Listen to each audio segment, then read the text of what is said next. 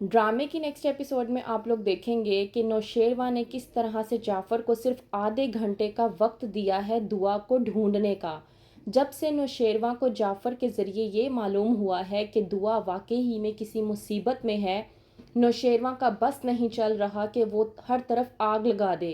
कहता है नौशेरवा जाफ़र से कि मैं कुछ नहीं जानता, अगर आधे घंटे के अंदर अंदर मुझे दुआ ना मिली तो किसी की भी खैर नहीं है। बेहतर ये है कि मैंने तुम्हें आधे घंटे का वक्त दिया है और इस आधे घंटे के वक्त के अंदर अंदर तुम दुआ को ढूंढ कर आओ।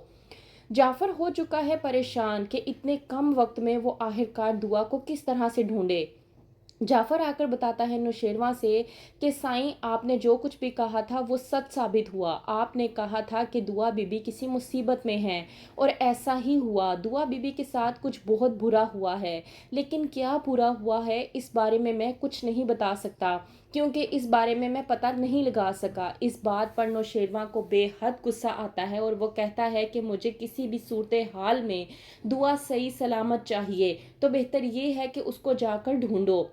दुआ अपने घर से निकाले जाने के बाद जो कि जाती है अपनी दोस्त रिदा के पास, उसी रिदा के पास जिसके ज़रिए वो फराज से मिलती है।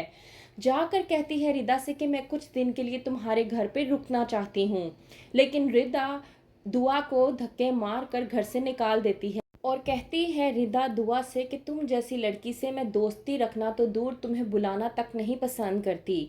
दुआ जो कि पूरी तरह से मजबूर हो चुकी है, एक आसरा उसके पास रिदा का ही था, अब उसके पास वो भी नहीं रहा। वो जाकर किसी पार्क में बैठ जाती है, लेकिन वहां से भी निकाली जाती है ये कहकर कि आधी रात हो चुकी है। पार्क का चौकीदार दुआ से कहता है कि तुम एक अकेली लड़की हो, अगर यहाँ पर तुम्हारे साथ कुछ भी हो गया तो उसका जवाब मुझे देना होगा। निकल जाने के बाद पार्क से वो दर दर इधर उधर भटक रही होती है कि वहीं पर कुछ लोग उसका पीछा करते हैं और उसको तंग करने की कोशिश करते हैं। वहीं पर दूसरी तरफ फहमीदा अपने शोहर असलम से कहती है कि उससे दुआ के साथ ये सब कुछ नहीं करना चाहिए था, अब भी वक्त है दुआ को वापस ले आएं। लेकिन असलम अपनी बीवी फहमीदा से कहता है कि मैं तुम्हें एक बार नहीं 1000 बार कह चुका हूँ कि वो लड़की इस घर में नहीं आएगी। तुम उस लड़की को जिंदा इस घर में लाने की बात कर रही हो, अरे मैं तो उसका जनाजा भी इस घर में ना आने दूं। तो बेहतर ये है कि आइंदा उस लड़की की बात इस घर में मत करना। वो लड़की हमारे लिए मर चुकी है और आज से हमारी सिर्फ 2 बेटियां हैं, एक फिजा और एक सानिया। दुआ नाम की कोई लड़की नहीं है और आज के बाद उसका जिक्र भी हमारे घर पर नहीं होगा। वहीं पर दूसरी तरफ नौशेरमा जो कि बेहोशी की हालत में होता है, आती है कशमाला उसके पास और उसका हाथ पकड़कर उसके पास बैठने की कोशिश करती है। नौशेरवा नींद में बड़बड़ा रहा होता है और कहता है कि मैं तुमसे बहुत मोहब्बत करता हूँ और चाहता हूँ कि सारी ज़िंदगी तुम्हारे साथ गुजारूँ दुआ।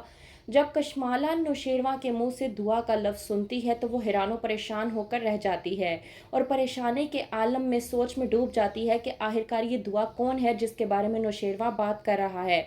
अपना हाथ नौशेरवा से झटक कर वहां से चली जाती है। वहीं पर दूसरी तरफ दुआ जो कि मुसीबत में होती है और कुछ लोग उसका पीछा कर रहे होते हैं, तो वहां पर एक औरत की गाड़ी आती है और वो गाड़ी रोक कर दुआ की मदद करने की कोशिश करती है और सिर्फ मदद ही नहीं करती बल्कि उसको अपने साथ घर पर ले जाती है। तो आखिरकार कौन है ये औरत और दुआ की मदद क्यों कर रही है? क्या दुआ एक बार फिर से बहुत बड़ी मुसीबत में फंस चुकी है या फिर वो औरत वाकई ही में दुआ की मदद करना चाहती है?